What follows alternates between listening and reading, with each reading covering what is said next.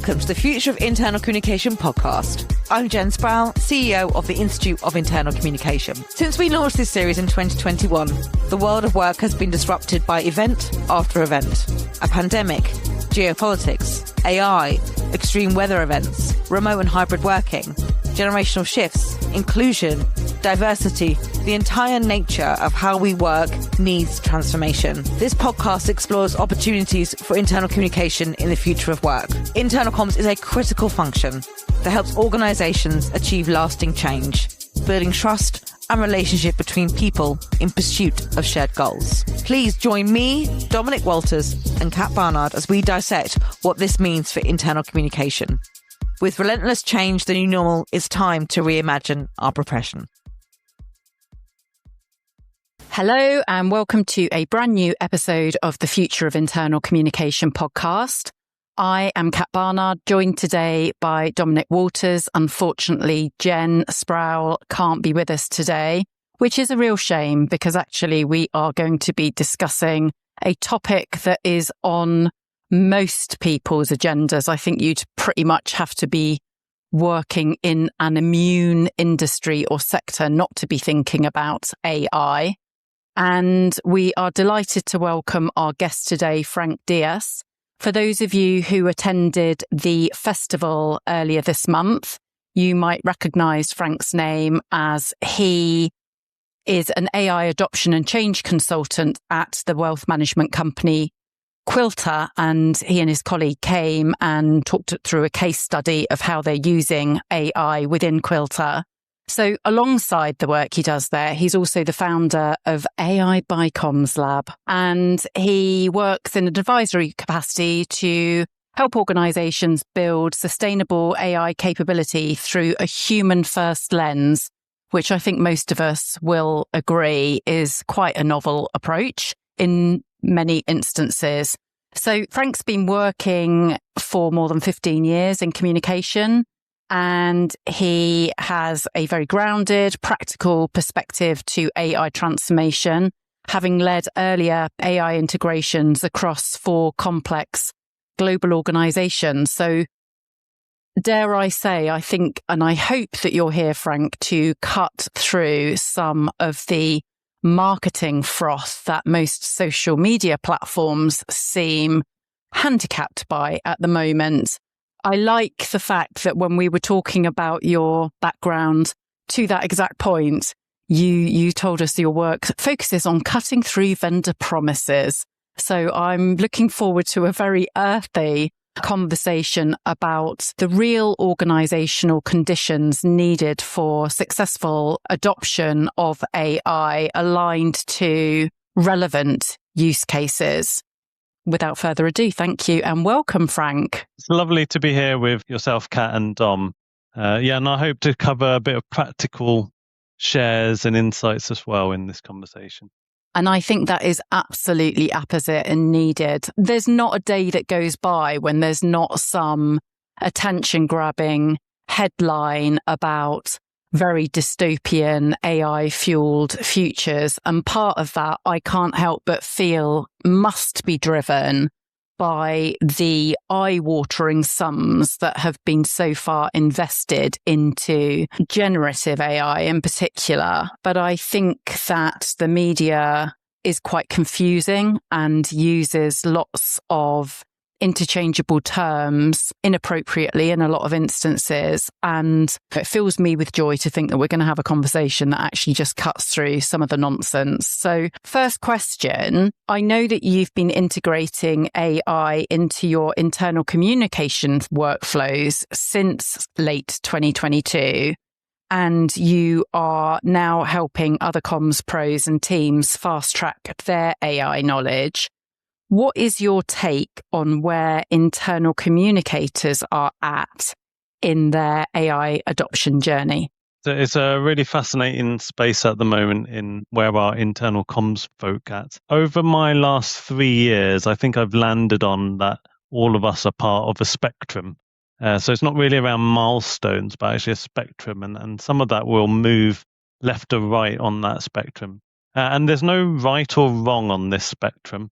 as much as the media, as you mentioned, and also from the AI labs and AI companies, put a lot of hype up there for people, which confuses. And the reality is, when we start to work within an organization, there's a treacle effect whereby things slow down, which is great. But for me, it's definitely the spectrum. So if you're a comms professional and you're not moving yourself into at least a confident tier this year and next year, then you need to ask yourself, why aren't I doing that? Because how do you help your organization communicate about AI, and in particular through the different changes that AI is going to bring, if you haven't built the competence yourself? So that's the uncomfortable truth or question I want every comms leader to sit with, is around your level of experience working with AI needs to be almost greater than the lay employee out there. And I've in all my time so far with working with AI and training people on AI, I've got a golden ratio, a 20-60-20. And the 20 is the sort of low end, low to no use, low usage or no usage even, where either comms folk who have a really sort of good conscientious objectors, either with very high values, high morals, good conscience, whereby they're led by the impact of AI in the world and the people and our craft, they are naturally inclined not to engage with this tool too much. And that can put a lot of challenges then in terms of you wanting and being motivated to be curious about that.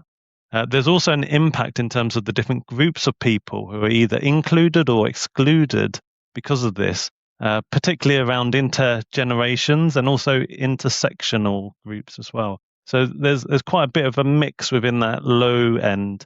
And then the 60%, which is what I see mostly, is that sort of high curious middle. So most of the profession is clustered in the middle. And I think we are starting to see and hear more from comms people sharing and working out loud, which is great.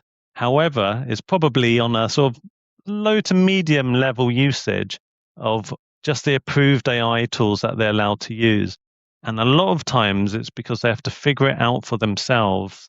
And we also have this sort of shadow AI usage where if your workplace slows you down in terms of the AI tools they've given you, which might not be up to spec with what you've got on your phone, people might be naturally using their own personal access to AI as opposed to their approved AI. And this is no different to shadow IT. So it's always been out there. However, this is all a comms challenge. So it really introduces and opens up governance and responsible AI usage risks, of which comms people should be helping their different teams communicate about that within their own organization. And then the final 20% is really around this expanding practitioners at that top level. So comms people who get it, they're building the habit, they're experimenting, they're getting to know the whole tool, not just the chatbot. They are doing more than just experimenting, which experiments are leading to real things. And so they're regularly using the right tools, have prompt libraries, identified user cases, creating tools with AI to help them automate and build consistency. So this sort of ratio, 20-60-20, I think is realistic in terms of my view of where internal comms people are at with their AI adoption journey. Yeah, and I think that chimes with anecdotal insights that we've heard at the IOIC and certainly broader desk research that we've uncovered in the last 12 to 24 months. And it's a funny one, isn't it? It's a particular conundrum for internal communication because actually one of the main inhibitors to successful AI adoption is fear. And fear comes from a lack of communication, bluntly.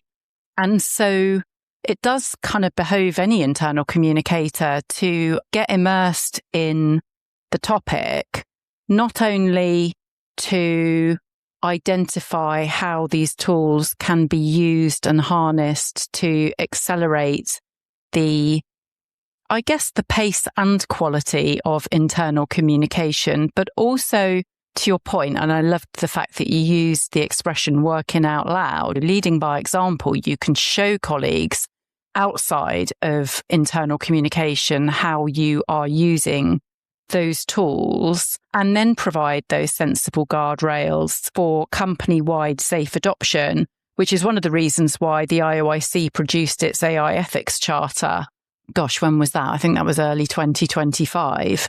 So there's kind of several bits to this, isn't there? There's the producing the information that the entire organization needs to make sure that it is using these tools safely and within ethical guardrails that minimize the risk of proprietary information getting leaked outside the organization or confidential information getting leaked into areas of the business that it shouldn't do, and all the usual stuff, but then also working out how to use it efficiently and effectively. And one of the things that I think about in terms of this AI adoption conundrum, which I don't singularly narrow down to internal comms, I think it's a universal problem actually, is that nobody knows. And actually that, for me, does take some of the sting out of the tail, because in as much as we do hear stories in the media about companies that are going to wipe out all of their headcount, their employee headcount, and replace it with AI, those are stories written and published to titillate and foster fear, right? Whereas most organizations, I think, are looking at AI as an enabler rather than a replacement. And I personally look forward to the stories that I think we are going to encounter when the companies that are confident and bullshit enough to think that AI will replace human expertise actually fall over. There is anecdotal data to show that that's already happened in certain instances, but it's a really thorny topic to unpack, isn't it? Because there's so much kind of caught up in it. But actually, if you kind of come back to the beginning, we have to have clear and coherent messages about how we are going to use these tools. And those messages bluntly aren't going to come from IT. They're not going to come from HR. They're not necessarily going to come from the boardroom, because the fact of the matter is everybody is a beginner. You're spot on, Kat. And one of the reasons I ended up setting up my consultancy was to do with the implementation gap. And the reality is, when we start to use AI within our workplace and our work, that really slows it down, whereby we hopefully have time to think and also time to plan for what we're doing with it. And I was just in a conversation with someone in our industry this week, and they raised the point that they're starting to see our HR cousins be more on it with AI and be more strategic. And I said, I think I see that too. And my conclusion was that HR has always been more strategically placed in terms of its value within an organization, more than comms, say. So from recruitment of talent to workforce planning to retention, being in constant conversation with leaders about their priorities and talent needs. And I think I see a lot more advanced HR plus AI content on LinkedIn than comms plus AI content. And I think there's an opportunity here for us to try and build the destination that we want to realize, whereby those companies that you've mentioned who are shedding headcount, which are mostly tech companies, by the way, right? Because they're throwing money at the AI and hence they need to recoup, whereas the majority of companies are not doing that knee-jerk reaction, because I think you're right, that the majority of companies want to value human creativity and the expertise that we bring, because that's our unique selling point more than a general AI tool, which would just introduce AI slop to your customers and clients at the end of the day. Yeah, for sure. And I think the other thing to point out is that at Working the Future, we're not singularly tapped into the internal communication community. So we're having lots of conversations about AI adoption through the sales marketing stack, or what it might mean in HR, as you pointed to, or even what does AI adoption mean for people that work in technology, right? What does that mean? Because I think we're probably all aware of concerns arising from the software development community, where actually software development can now be undertaken by AI. So all those people that thought that computer science was going to be a safe career aren't necessarily feeling quite as confident of that position now. But the thing that is coming through loud and clear for me is that any profession that has traditionally focused on human relationships, of which communication is one, right? Actually, the arrival of AI is necessitating a doubling down on human relationship, because stakeholders, whether they're internal or external, want authenticity and transparency and real interaction with real human beings. And that presents such a profound opportunity for internal communicators, I think.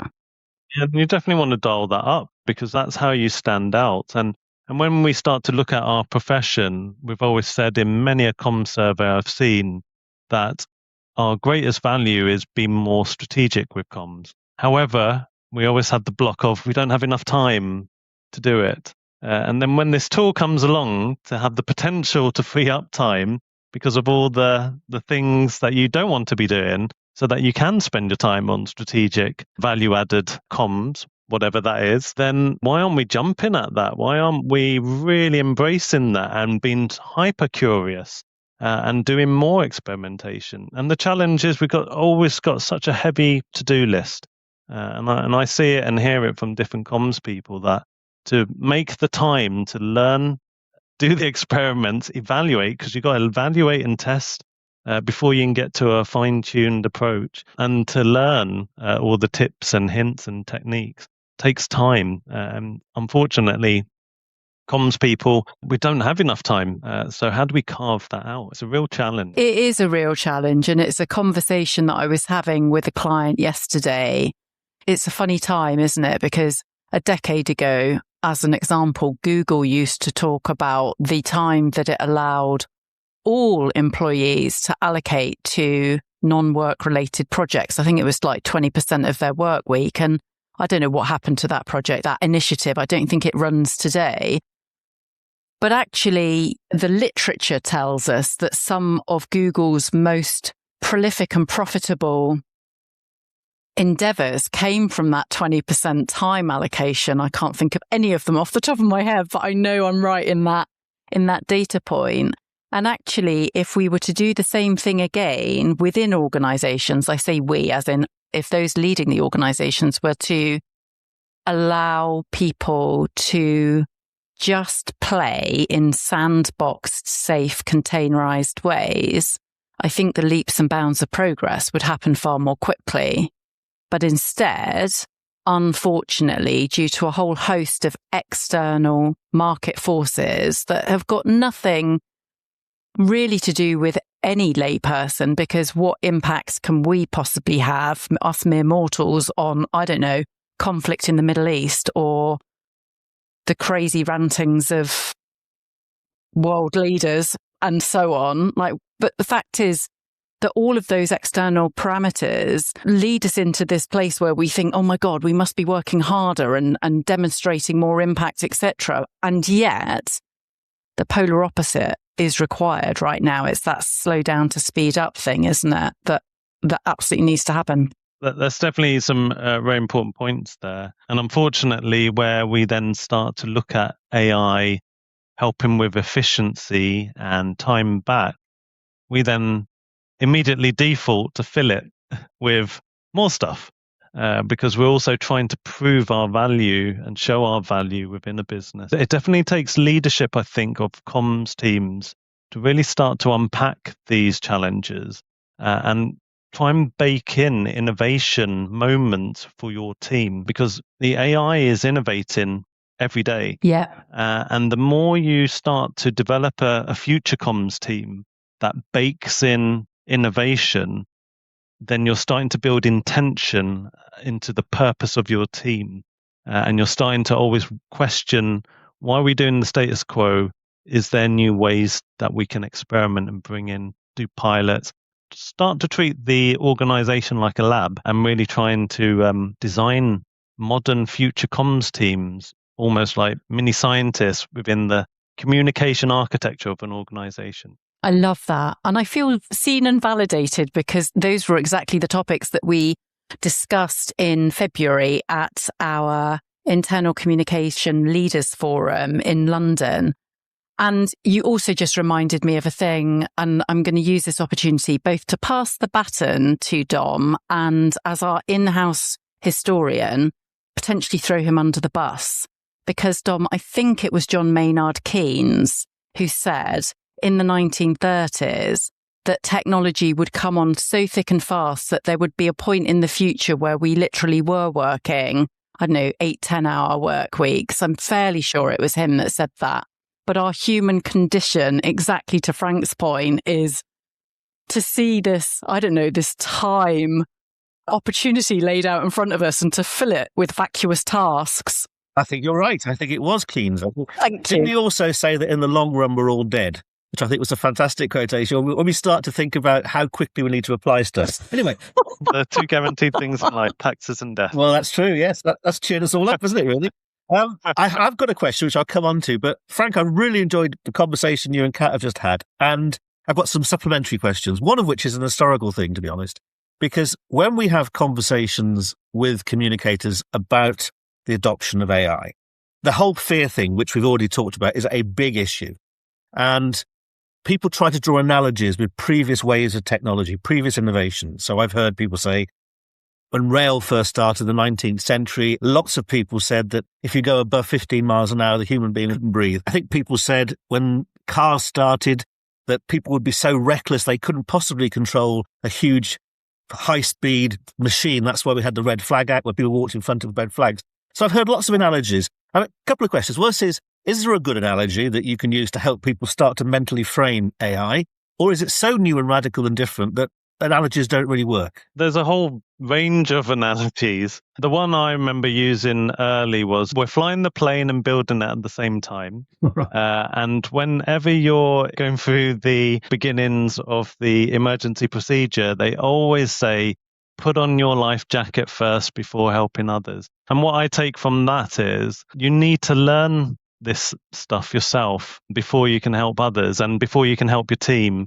And the other analogy I like to say, what I'm trying to do with analogies is to try and set your framing, your mindset framing in all of this, because that's something in your control. The other analogy I like to mention is really around just being able to really think about it from the point of view of victim into architect in terms of the way you think and your mindset. So it's fine at the beginning when you are raising all these points and there is a victim point to this, which is fine because this is just like you mentioned already, Kat, the human condition. And we're seeing this challenge, in inverted commas, attack our craft and what we do. And we're all in the boat at the same time with everyone because it's not discriminate. However, the shift that I found myself over the last few years is switching my point of view, my framing of how I look at AI into more of an architect's mindset. What am I doing to build success for myself and success for others? And that framing allows you to look at many of the different challenges, such as environmental impact. Is whenever I'm in a conversation with different comms people or other teams, the environmental impact of AI always comes up. Mm-hmm. And I, again, supporter of trying to be more greener in this planet, victim mindset initially to start with, but then I needed to change my point of view to say, I need to be making informed decisions about this and not just relying on the media promotion of climate impact of AI. And when you start to think, what is out there about this information that I can trust, it is all over the shop. And so I ended up creating a guide for myself to just bring it all together. Everything from the supply chain impact to energy, water, being curious about data centers, and just really trying to see what are AI companies doing to talk about it. And this allowed me to take control of what I was hearing on the outside, to actually be more informed to make decisions, whereby I can now pick and choose different models which take up less energy, more than thinking models, which means then for certain tasks, I will choose lower quality models, because I can still add my value to outputs. It can still help me generate a first draft quickly, and then I can still iterate and bring in my judgment and my taste of what good effective comms looks like. But it's through being informed and being in control that you can then start to shift and then attach yourself better to it. There are two things you said on this conversation which has shifted my mindset on this, and stuff I should have thought of really. But as communicators, we say our role is to help people make sense of stuff. That's the future for us. It's always been the case, but it's particularly the future for us. And I think what you're saying is, first of all, you've got to understand AI in order to help other people understand it. And that's a really interesting take on it. I think the second thing is, our job is to help the organization make sense of it. In my dealings with clients and with other people as well, there are lots of senior people who are looking at this, quite a lot of fear, as we said before. And I think, pick up what you and Kat were saying, there are a number of people who are prepared to feed that fear for their own gain. To be honest, I think there's a lot of fog. There's always fog when new stuff comes in, and there's a lot of that. But it's starting to clear a little bit. So I think we've got a really important role to play there. And I think that's right, going from being a victim. I know some of us think, we've got this breathing down our neck, but if we shift from being a victim to saying we've got a real role to help the organization make sense of it, I think that's a really positive thing. And it also links with what you said earlier, which is our role has always been to help organizations bring strategy into action, bring it to life. That's still the case. We may choose different methods of doing it, but it's still the case. But I was going to ask you, let's look on the flip side. Well, I am going to ask you, actually. Having seen organizations and your own organization and the clients you work with adopting AI, what are some of the big pitfalls that we need to be aware of as communicators, so that when we see them, we can anticipate them or work around them? I'm very connected to this topic. The biggest pitfall is you, is me, is us. We're the roadblock, because at the end of the day, this juggernaut of impact is happening with us or without us. And so the biggest pitfall really for me is us and our mindset, which is why I stick to mindset as the main thing. And mindset controls behavior. And it's really around trying to understand how do we move from that sort of perfection in terms of, I guess, effective communication, try and move our behavior towards more exploration and curiosity. The most important thing I've seen from our comms industry is we've always been curious people, which is what got us in trouble in the first place to become communicators. And that curiosity should be our USP in actually being able to pick up and learn this type of technology, this tool, to really help us. And one of the things that I did early was I saw it as a comms tool. When it first arrived in November 22 with ChatGPT, it was all about the written word. It was all about clear articulation of a brief. And then the outputs were all words. And so I always positioned it in my head that this is a communication tool. I'm still the chief editor of this communication tool. So this then helped me to pick it up quicker, learn it a lot more. And in particular, really trying to start to turn it on its head in terms of how can I use it to help me enhance what I do, my knowledge and my judgment. And in particular, really trying to dial up my expertise, dial up my articulation, using AI more as a coach to help with that. So yeah, I think the biggest pitfalls at the end of the day are very much around us. We don't have enough time. We don't have time to learn. We don't understand the capabilities, limitations of these tools. When really, actually, if we start to look inward and appreciate our own self-reflections on our own capabilities and limitations, and then start to join the dots up, whereby a tool like AI can actually pick up on our limitations, and the limitations of AI is really the dial-up of our capabilities. So I think all of that really is, for me, in my 3 years doing this, are the pitfalls of us. Thank you, Frank. I'm going to pass back to Kat in a minute. As you're talking, I'm thinking about the old joke that the most dangerous part of a car is the squidgy bit behind the steering wheel. And I think there's a lot in what you're saying. I mean, I suppose what's quite reassuring about that is it's something within our capability of shifting, because we can control our mindsets. We can control the information we have. We control how we apply stuff. We control what we learn. We can control how we share it. So on the one hand, what you say is quite daunting because it's a big responsibility for us. But I also think it's quite reassuring that it's within our capability to do something about.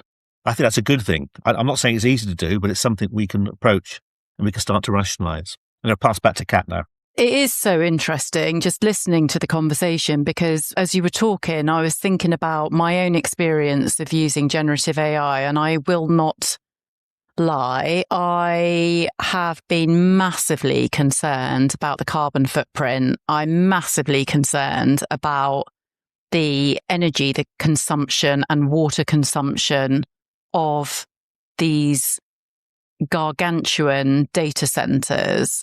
And what worries me most is about flippant use of AI. Like, I personally don't think that we should be using generative AI to tell us what we want for dinner or to make an image of a Pope in the puffer jacket, because that was one prolific one like several years ago, and all of that stuff.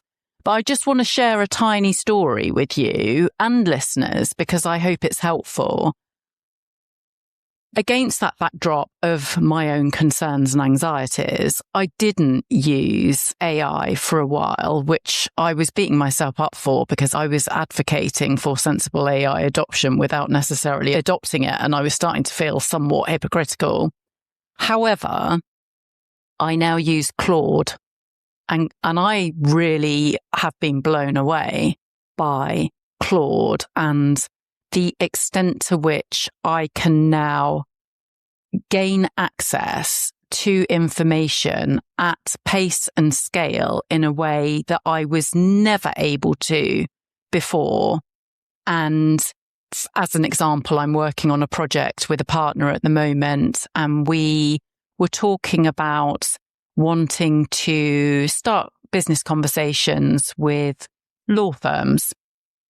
And we literally ran a prompt and said, right, 30-mile radius from where we live, law firms of this size, employing this amount of people and this type, And it just came up with a list. Literally, you would have spent 5 years ago, weeks and weeks scraping the internet. And all of a sudden, we had this extensive list that we could then calibrate and so on. So that's one example of, oh my goodness me, this thing can cut hours out of your life instantaneously. But then another example of how I used it this week, I was prepping for a call. And I was slightly jaded. I've been traveling. I was thinking to myself, oh my goodness, I haven't done enough preparation for this call. What am I going to do? What are the key points I want to address? I know, I'll ask Claude, right? So I go to Claude and I say, right, I've got this meeting and and this is what I want to address. And it came up with 6 really good discovery questions. My response to it was like, oh my goodness, this is amazing. This is the true embodiment of having an intern doing this work for you. And then Claude said to me, would you like me to turn this into a document for you, a briefing document? And I said, yes. And then I sat and watched Claude literally grunting and writing line prompts for probably about 3.5, 4 minutes. And that was the point at which I thought, okay, this is really interesting. I've not noticed that before. I had all the information that I needed before it asked me if I wanted this structured document. I could have cut the points into my own Word doc and saved all of that excessive processing. But I couldn't have learned that, Frank, without doing it. I couldn't have learned what is a good use and what is not a good use without having been through the experience of developing quite profound climate anxiety as I watched this thing grunt and churn and moan. You have to learn by doing. That's the only way through, right? Yeah, it's a great example, both in terms of elements of addiction, both in terms of how these models have been built on psychology to give you treats. And so every iteration of prompts that you use it will always put a question at the end to say, would you like X, Y, Z? It's great that you notice that point, because it's very easy for us to sometimes just cognitively offload some of the activity and work onto these tools, because its initial output is quite mesmerizing. Yeah. And particularly when you think it's done a good job, you think, yeah, continue. Let's see what else you can do. When really the secret is to slow it down, really dial up human judgment, and take back control of certain tasks and aspects which should be yours to own, more so than offloading everything into these tools. And they're built to please at the end of the day, but it's up to us to start to build in some guardrails of ourselves. And being super self-aware of that allows you to then start to build the habit of intentional pauses when you're working, so that you can then start to do some thinking around what do you do next. That is so interesting. And I love what you said. I mean, it was mesmerizing. I was like, yeah, sure, I'm going to click yes, because what it just did was so amazing. The next thing will also be amazing. And yet it wasn't. And actually, when I got the output document, which was set up as if I would have sent an agenda to a customer, I looked at it and I thought, well, I wouldn't send it because it was clearly produced by an AI and it was so out of tone. But yeah, it was the grunt work that had gone into it. So this conversation is entirely fascinating. And I guess we've danced around a lot of what I'm about to ask you, but to pack a full punch, if there's somebody listening who hasn't started using generative AI in earnest yet, what advice would you give for the easiest way to get started? It's a really important question that I've had to answer in a few different occasions. To your point around the learning is the doing. So based on that, what I'd advise to anyone who's either early in this or just starting out is actually to look inward and actually to do and actually carry out a self-assessment first by working with your AI tool of choice, framing it that you are going to do a collaboration with it as an insight partner or a coach, and then start to tell it that you want to carry out a self-assessment of your capabilities and limitations related to your career and aspirations as to what you want to achieve professionally. And then also state that you also have some worries about AI and that you want to list those. And add that you also want to cover where you think AI could potentially help enhance what you do, but you also want to state what you don't want it to do as well with AI. And it's this sort of work with an AI tool as a coach rather than an answer engine, whereby you're looking for guidance in how best to ensure that your human judgment and decision making remain there as core to your work with AI. And in particular around, you don't want it, as I mentioned, to just be this answer machine, but you don't know how best to set this up with you working with such an AI tool, that you really sort of want some help with it. And where I sort of add to a prompt like this, and I'll be able to share a prompt that you can share with the listeners when they listen to this recording. I'll share the prompt. Oh, definitely. Yeah, please. I also add in, keep asking me relevant questions based on all the above until you're about 95% confident that you have everything that you need to actually answer and work with me in trying to unpick this self-assessment. And using AI as a sparring partner, rather than always trying to help you do all your work, is a great way to actually see the potential of it, and in particular to look at value add back to yourself first. And if you can start to do a piece of work like that first, this will start to open your imagination about starting to look at your work in a different way, working with a tool like this. So this is a great way of training you through doing. Action is learning. And then the other thing I would add here is really around that mindset connection back in. 5 uses for me around AI is human-only work, whereby certain work should always stay with you. Example, sensitive leadership conversations. Ethical judgments, whereby your presence and knowledge and understanding is vital. not the AIs.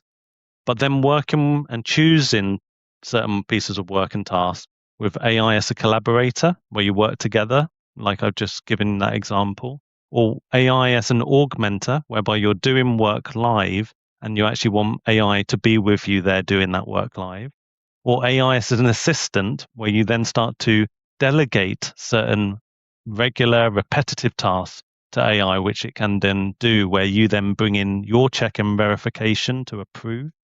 And then finally is working with AI as an automation, whereby you're actually starting to build out multiple tasks of routines, repeatable work that you want to run through as a loop or as a regular feature that you start to then get the insights from that to then help you continue your work.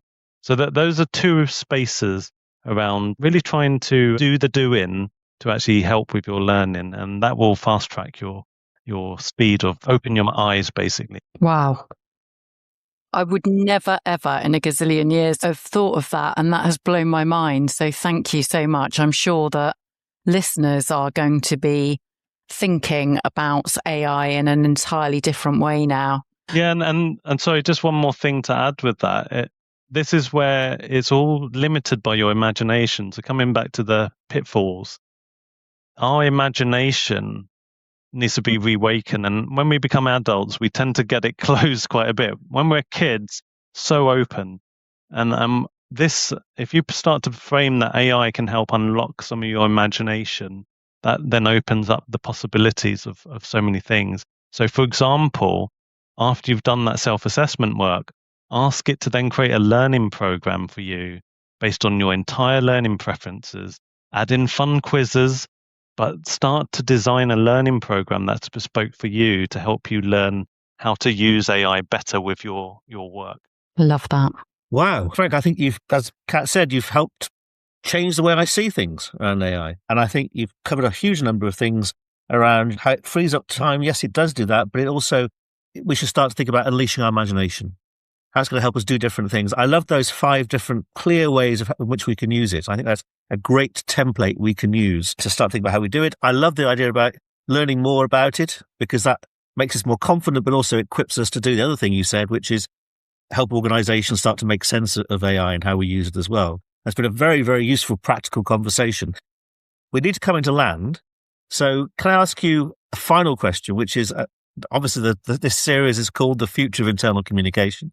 So bearing in mind your work with AI and in particular within internal comms, in a few sentences, how do you see internal comms looking in, say, 3 years' time? So what's that? That's 29, isn't it? So 2029, what do you see? 3 years is too long a horizon. The real window is really this sort of 2 years, 18 months maybe, particularly if we want to sort of shape where communication's going to land. And which is why I think I said at the beginning around the need for us to start designing the destination that we want to realize. Because when you start to do that, then you can work backwards from there about what you need to do today to then get to that destination. And I think so many comms teams, comms leaders are not doing that work. To start to work with your team together, you don't need to do that in isolation. Work with your team together so that as a collective team exercise, as a team day, you start to map out a destination whereby your team are leveraging AI, and you start to decide on what do we use it for, what's its purpose, and what don't we use it for? What do we want AI to do to help our team versus what we don't want it to do to help our team? And when you start to map out, I guess, a mini charter for your team, this allows you to take back control. And then you can start to look at, what do I do then as a team? So make this a team sport that I can then start to really set up. And the other flip side to this is not everyone is going to be the same or can afford to do AI, particularly where we've got large companies who are showing and leading the way. Not every company can afford to do all this activity. So I see the pace of change relatively in terms of us taking control of ourselves and our destiny. 2 years, 18 months. Do something within that 2 years and 18 months. But there is a longer tail to really see the genuine impact. Not-for-profit companies can't just immediately switch over to this. smaller SMEs can't just immediately switch over. Large firms, if they've got the capital, then they'll throw it at it. But the reality, I think, is going to be patchy. And I don't think it will just be an instant obliteration of comms roles. However, we shouldn't stay still. We should and must, for our own selves and our duty to future generations, we need to really make sure that we learn this well so that we are informed and have the knowledge to help the next generation be successful. Because at the moment, it's a really sad state of affairs at the moment, whereby AI is getting all the headlines and the push from companies is to say, everyone use it, just use it. And we're starting to look at and see the impact on jobs for new starters and early careers. And we need to do something about that. We're that generation whereby they need to stand on our shoulders to be successful. We need to really take that by the horns. Therefore, we need to know it now and really in that 2 years to make something different to help others rise up. That's a fantastic call to action to conclude. And I think you have given us some great ideas and tools to help us take back control. That's really important, to manage the use of AI, not be scared of it. And I think to plan. And I love the idea. And it's something we as communicators tell our senior managers. We should start from where we want to be and work backwards from that. And that's a really good idea as well. So, Frank, thank you very much indeed. Perhaps you'll come back in a little while and we'll see how we're doing as a profession and general and review things then. But for now, thank you very much indeed. Thanks for all your ideas and thoughts. Thank you. And I hope to hear about your self-assessments as well next time. No pressure. Honestly, this has been a game-changing, illuminating conversation. And I echo Dom when I say, please do come back at some point and we can dissect some more of it. I feel like we've probably just scratched the surface. Thank you, Frank, for coming. And when the episode goes live, we'll release show notes with the prompt that you promised and also let people know where they can find you in case they want to start a direct conversation with you. Yeah, super. Yeah, love to. Thanks ever so much. Yeah, thank you both. Have a good weekend. I enjoyed the conversation with you.